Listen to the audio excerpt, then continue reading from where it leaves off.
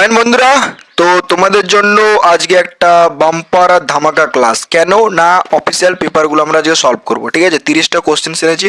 30টা questions এমন না যে একটা সেট থেকে নেওয়া হচ্ছে, বেছে বেছে যেখান থেকে মানে পুরোটা আর্মি, জিডি, টিডিএন, যে ডাব্লিউএমপি আর আমাদের ট্রেডসম্যান 8 পাস 10 পাস যে সমস্ত ট্রেডসগুলো আছে না, ওগুলো থেকে আমরা বেছে বেছে প্রশ্নগুলো করাচ্ছি অফিসিয়াল পেপার। তো তোমরা এই সেটগুলো করবে, আর যেগুলো হোমওয়ার্কে দেবো, যেগুলো কমেন্ট করতে বলবো, সেগুলো কমেন্টে জানিয়ে যাবে। সেখানে 4টে থাক, 5টা থাক, 6টা থাক, 10টা থাক, 20টা থাক, 30টা থাক, যতগুলো দেবো ততগুলো তোমরা কমেন্টে বলে যাবে বা চেষ্টা করবে বলার, কিছুটা হলেও বলবে। ঠিক আছে, দেখো প্রথম কোশ্চেন্স আমাদের কি বলেছে, দেখো ভগৎ সিং কেশিয়ারির মহারাষ্ট্রের রাজ্যপাল পদ থেকে ইস্তফা দেওয়ার পর নতুন রাজ্যপাল হিসেবে কাকে নিয়োগ করা হয়? তাহলে এটার অ্যান্সার কী হবে? 1 নম্বরটার অ্যান্সার হচ্ছে আমাদের অপশন বি। ঠিক আছে, চলো এরপর দেখো 2 নম্বর কোশ্চেন কি বলেছে, ফেব্রুয়ারি 2023-এ অন্ধ্রপ্রদেশের রাজ্যপাল হিসেবে কাকে নিয়োগ করা হয়? তাহলে 2 নম্বর অ্যান্সার কি হচ্ছে? 2 নম্বর অ্যান্সার হচ্ছে আমাদের অপশন এ।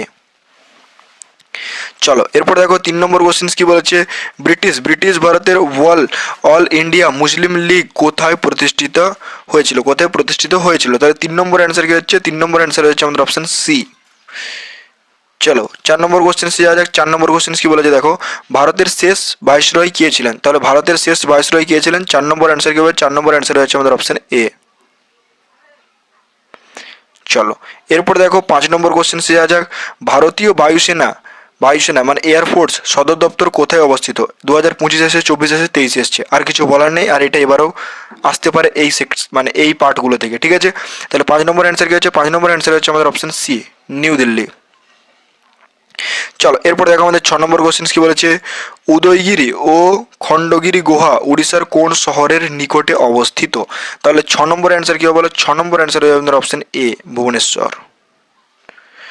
চলো এরপরে দেখো, এটা কমেন্টে জানাতে বলেছি, মানে এটা কমেন্টে জানাবে। ঠিক আছে, কি বললাম শুরুতেই, যতগুলো বলতে বলবো ততগুলো বলবে। 7 নম্বরটা কমেন্টে জানাবে। এরপর দেখো 8 নম্বর কোশ্চেন কি বলেছে, নিম্নলিখিত কোন উৎসব যীশু খ্রিস্টের জন্মদিন হিসেবে উদযাপিত করে? তাহলে এটা তোমরা জানি যে কোন। এখন 9 নম্বর কোশ্চেন কি বলেছে, রূপনারায়ণ ও দামোদর নদী কোন নদীর উপনদী? তাহলে রূপনারায়ণ ও দামোদর নদী কোন নদীর উপনদী? 9 নম্বর কোশ্চেন্সের অ্যান্সার কি হচ্ছে? 9 নম্বর কোশ্চেন্সের অ্যান্সার হয়ে যাচ্ছে আমাদের অপশন এ, যেটা তোমাদেরকে আমি বলতে বলবো। ঠিক আছে ভাই, এটা তোমাদেরকে আমি কমেন্টে বললাম। চল এরপর দেখো আমাদের 11 নম্বর কোশ্চেন কি বলেছে, 2011 সালের জনগণনা ভারতের বৈধ সংখ্যার মোট জনসংখ্যা প্রায় কত শতাংশ? তাহলে 11 নম্বর অ্যান্সার কি হচ্ছে? 11 নম্বর কোশ্চেন কি বলেছে, 9 নভেম্বর 2022 থেকে ভারতের প্রধান বিচারপতি 9 নভেম্বর 2022 থেকে ভারতের প্রধান বিচারপতি কে নিযুক্ত হন? তাহলে 9 নভেম্বর 2022 থেকে ভারতের প্রধান বিচারপতি কে নিযুক্ত হন? তাহলে 12 নম্বর অ্যান্সার কি হচ্ছে? সি। 12 নম্বর অ্যান্সার হচ্ছে আমাদের অপশন সি। চলো এরপর দেখো 13 নম্বর কোশ্চেন্সের অ্যান্সার কি বলেছে, ফেব্রুয়ারি 2023-এ রাজেশ বিন্দল সুপ্রিম কোর্টের, ঠিক আছে, পদোন্নতি পাওয়ার আগে কোন হাইকোর্টের প্রধান বিচারপতি ছিলেন? তাহলে এটার অ্যান্সার কি বলো? 13 নম্বর কোশ্চেন্সের অ্যান্সার হচ্ছে আমাদের অপশন সি। এরপরে দেখো আমাদের 14 নম্বর কোশ্চেন কি বলেছে, যেটা কমেন্টে আমি তো দিতামই না, বাট দিলাম এই জন্যই কারণ আমি তোমাদেরকে ফ্রিতে কারেন্ট অ্যাফেয়ারটা করেছি।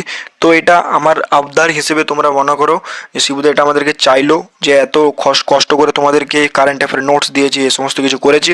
তো এটা তোমরা অবশ্যই কমেন্টে জানাবে আমার খাতিরে ভাই। ঠিক আছে, এরপর দেখো 15 নম্বর কোশ্চেন কি বলেছে, ডাচ জুনিয়র ইন্টারন্যাশনাল 2023-19 সদস্যের ভারতীয় দলের নেতৃত্ব দেওয়া মহিলা শাটলার কে ছিলেন? ঠিক আছে, তাহলে 15 নম্বর অ্যান্সার কি হবে? 15 নম্বর অ্যান্সার হয়ে যাচ্ছে আমাদের অপশনস, বলো অপশনস কি? সি। চলো এরপর দেখো 16 নম্বর কমেন্টে জানাবে। 17 নম্বর কি বলেছে দেখো, একটি দোলক একটি দোলক নিচের দিকে দোলার সময় এর স্থিতিজ শক্তি কোন শক্তিতে রূপান্তরিত হয়?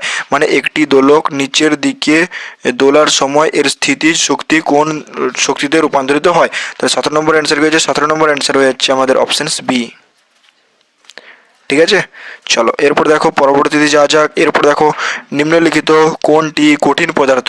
তাহলে নিম্নলিখিত কোনটি কঠিন পদার্থ? তাহলে 18 নম্বর অ্যান্সার কি হচ্ছে?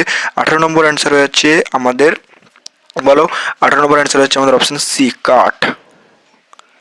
চলো এরপরে দেখো 19 নম্বর কোশ্চেন কি বলেছে, বিদ্যুতের তিনটি প্রধান আছে। ঠিক আছে, বিদ্যুতের তিনটি প্রধান প্রভাব আছে, বিদ্যুতের তিনটি প্রধান প্রভাব আছে। ঠিক আছে, তো নিচের তার মধ্যে কোনটি নয়, তাহলে কোনটি নেই বলো, 19 নম্বর অ্যান্সার কি বলো, কোনটি নয়, অ্যান্সার হচ্ছে ডি। চলো এবারে দেখো 20 নম্বর কোশ্চেন কি বলেছে, যেটা কমেন্টে জানাবে। তাহলে কটা দিলাম, 4টে। এরপরে দেখো আমাদের 21 নম্বর, দাঁতের বড় ছবি দেখানোর জন্য দন্ত চিকিৎসক কোন ধরনের দর্পণ ব্যবহার করে। তাহলে 21 নম্বর অ্যান্সার কি হচ্ছে, 21 নম্বর অ্যান্সার হয়ে যাচ্ছে আমাদের বলো, 21 নম্বর অ্যান্সার হচ্ছে আমাদের অপশন এ। চলো এরপরে দেখো 22 নম্বর কোশ্চেন সে যাক, নিম্নলিখিত কোনটি ভৌত পরিবর্তনের উদাহরণ। তাহলে 22 নম্বর অ্যান্সার কি হচ্ছে, 22 নম্বর অ্যান্সার হচ্ছে আমাদের অপশন ডি। চলো এরপর দেখো 23 নম্বর question, A B, A plus B এই সাধারণ রূপের বিক্রিয়াটি কি ধরনের। তাহলে 23 নম্বর অ্যান্সার কি হচ্ছে, 23 নম্বর অ্যান্সার হয়ে যাচ্ছে আমাদের অপশনস বলো, 23 নম্বর অ্যান্সার হচ্ছে আমাদের অপশনস এ। তাহলে ভাই দেখো 24 নম্বর কোশ্চেন কি বলেছে, 24 নম্বর কোশ্চেন বলেছে পিঁপড়ে কামড়ানো ক্যালামাইন দ্রবণ লাগানো হয় কারণ এটি প্রকৃতিতে কেমন। তাহলে প্রকৃতিতে এটি কেমন, 24 নম্বর অ্যান্সার কি হচ্ছে, 24 নম্বর অ্যান্সার হচ্ছে আমাদের অপশনস বি। চলো এরপরে দেখো 25 নম্বর কোশ্চেন বলেছে সোডিয়াম ক্লোরাইড এই বিক্রিয়াটি কোন ধরনের। তাহলে 25 নম্বর অ্যান্সার হচ্ছে, 25 নম্বর অ্যান্সার হচ্ছে আমাদের অপশন সি। ঠিক আছে, চলো এরপরে দেখো আমাদের 26 নম্বর কি কোশ্চেন কি বলেছে, যকৃৎ